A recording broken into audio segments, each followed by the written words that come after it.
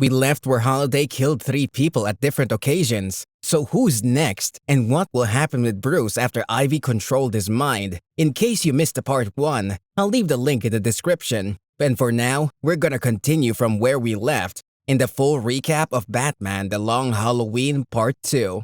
So, before we begin, don't forget to like, subscribe, and turn on the notification bell. Ivy nested in Bruce's house. She made him transfer all his companies and stocks to Falcone. Valentine's Day, holiday crimes continue, and there's no sign for the Batman.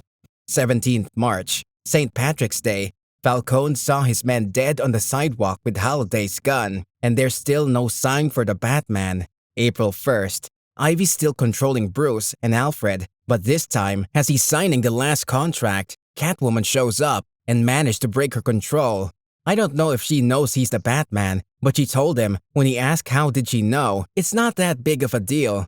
Appearing with Ivy in public and disappearing for 3 months, any kid would do the math. April Fool's crime. Holiday killed someone named Chang who was supplying him with guns. Meanwhile, in Arkham Asylum, Scarecrow was trying to run but came across Batman who tried to bring him back, but he injected him with a fear toxin, so he starts to hallucinate about his parents as usual, till Catwoman found him by accident and brought him back to Alfred. And yes, she does know. We see a tall, big, giant, hulky woman named Sophia, who's Falcone's daughter. She was here to check on her father and to make sure he's fine, so she tried to have a seat in the council, but he refused, cause if he lets her in now, everyone's gonna think he's old and weak, and he's not old and weak.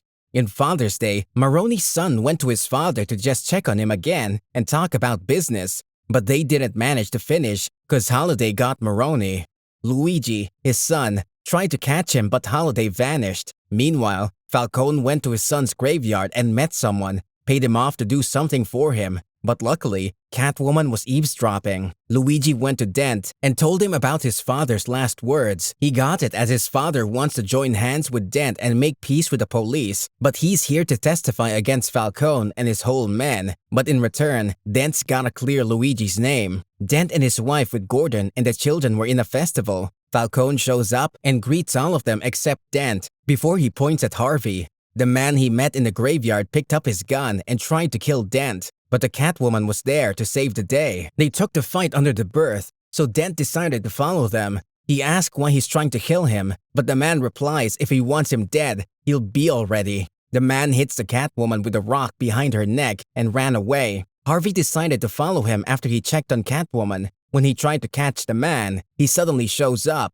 beats Dent till he's passed out, and when he woke up, Dent found the man beside him dead with a lot of blood in his hands, and the Holiday gun beside the dead body. So is this a game from Falcone to convince the people that Dent is the Holiday killer, or what? Harvey managed to run away without being noticed. Next day, Dent was going to court, but he finds his wife watching the people who accuses him of being the Holiday killer. Here, we notice he's becoming more aggressive and a voice in his head begins to appear. And by the sound of it, that voice is Mr. Hyde for Dent. Before he leaves, he told her she left the basement door open again, but she hasn't been in the basement anytime today. And that was the Batman. He sees an Oxford poster, the same college Alberto went to, and he found the same gun Holiday uses for his crime. So, is Harvey Dent truly the Holiday killer? At court, Dent is still nervous, and Luigi is supposed to testify against Falcone and his men, but it's unexpected that Luigi turned into a joke.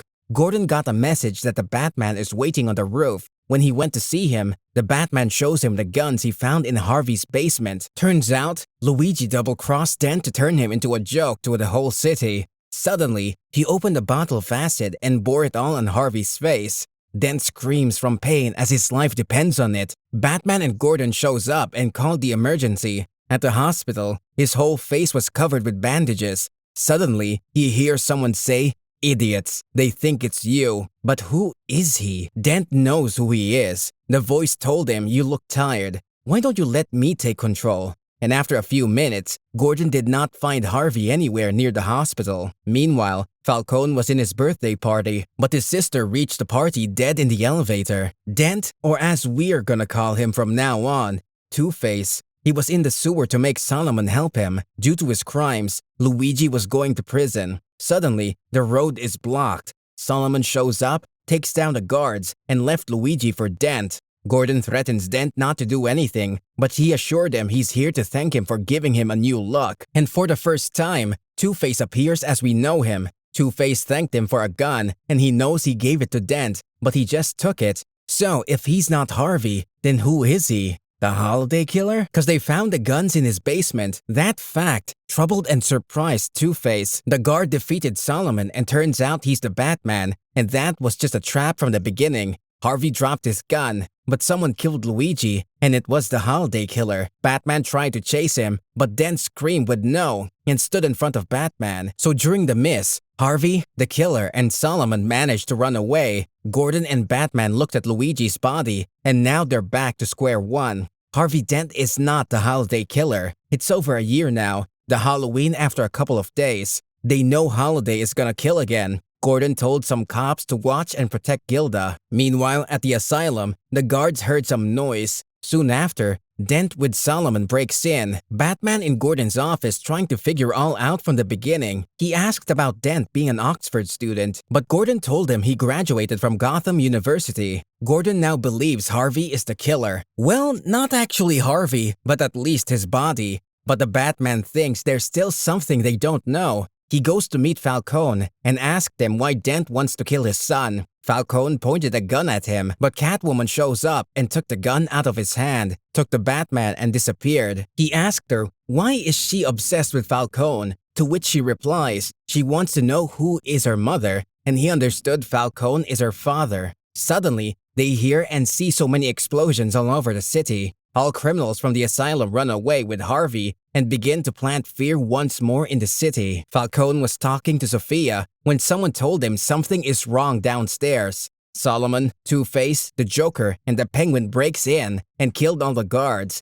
Sophia tried to protect her father, but they got her too. Gordon and the policemen noticed the explosion was just a distraction. But from what? Here, we see Harvey talking to Falcone. He thanked Falcone cause without him, he wouldn't have known. All people are guilty and innocent, and that means justice is nothing more than a flip from a coin. So heads, he's dead. Tails, he lives. But before the coin settles, Batman and the Catwoman breaks in. They faced everyone in that room, and I really like the Joker. Batman pushed him on the disc, so he used the phone. And Nancy, oh Nancy, hold on my calls. Cause I gotta finish someone. Eventually, Ivy put the Batman under her control again, but this time he managed to break it and finished all of them. Everyone except Two-Face. He was holding the gun over Falcone's neck. Heads, he's dead. Tail, he lives. But this time, the coin had heads and tails. He flips the coin and it settles on tails, but he said guilty and shot 2 bullets in Falcone's neck. Catwoman tried to take the gun off him. Batman went to see Falcone. Sophia shows up, sees her father dying. She rushed to the gun, pointed at Harvey, and pressed the trigger. But it's empty. And sorry, gorgeous, 2 bullets only.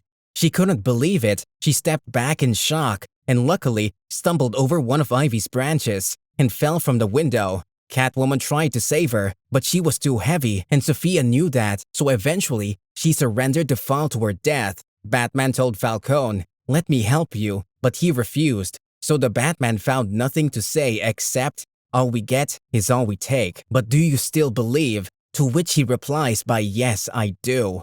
Then Falcone dies. Gordon went to see who lighted up the bat sign, and it was Two-Face, and the Batman catches up. It had to be done, Two-Face said. There won't be any judges to be bribed, no witness to disappear. The Roman is dead, and Two-Face killed him. The long Halloween is over. Here, Two-Face told Jimpo, Gordon, he means to arrest him, cause he's the one responsible for all of this, not just Falcone, but all the holiday killings. So he takes Two-Face to prison, and the Batman went to Harvey's house. He found his wife burning some photo. She was pregnant in these photos with Alberto, who they went to Oxford together and fell in love. And because his father didn't approve their relationship, he made his men literally scratch the baby out of her womb. And she came to Gotham, married Dent, cause he thought he's the one that's gonna bring her justice. It was fun and good for a while, but after some time, Dent was busy fighting his own demons, so she decided to take revenge on her own. And she is truly the holiday killer. She asked if Dent gave her up, but he said no, not on purpose anyway. The way he protected Holiday when he killed or she killed Luigi tells her he knew for a while. So she asked if he's gonna turn her in, but he's here to make sure Holiday crimes is done, to which she replied by yes. Alfred, as the past year and every year, was getting ready for trick-or-treat, and as usual, Bruce told him no one's gonna show up. But this time, there's still hope. The doorbell rings, a boy with his parents shows up. It means, as usual, there's hope for the city. And that's when the movie ends. If you liked the video, don't forget to like, subscribe, and turn on the notification bell. Thanks for watching. See you soon, and goodbye.